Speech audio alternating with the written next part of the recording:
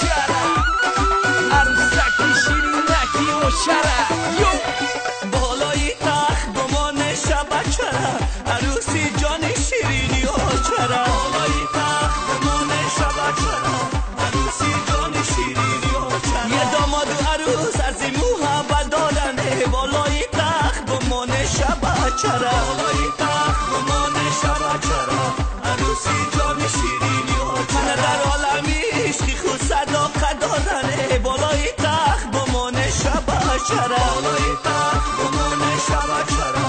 عروسی جان شیرینی و چرا جز عشقی نکو کجا دیگر ثروتی بهش بالای تخت گمان شب چرا بالای تخت گمان شب چرا عروسی جان شیرینی و چرا از عهد و وفا کجا کی دولت دارنه بالای تخت گمان شب چرا بالای تخت گمان شب چرا عروسی جان شیرینی و چرا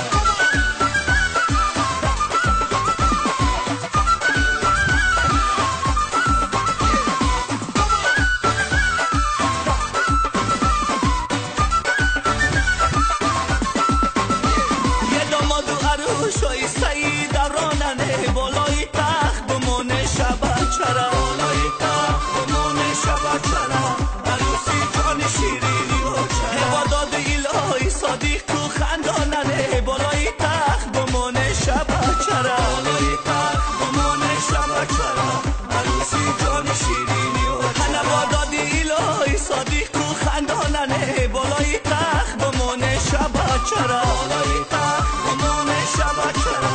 عروسی جان شیرینی و چرا از وحد و وفای اندودی پیدا شده بالای تخت گمان شب چرا بالای تخت گمان شب چرا عروسی جان شیرینی و یا قدری رهی رای عاشقی مداننه بالای تخت گمان شب چرا بالای تخت گمان شب چرا عروسی جان شیرینی و چرا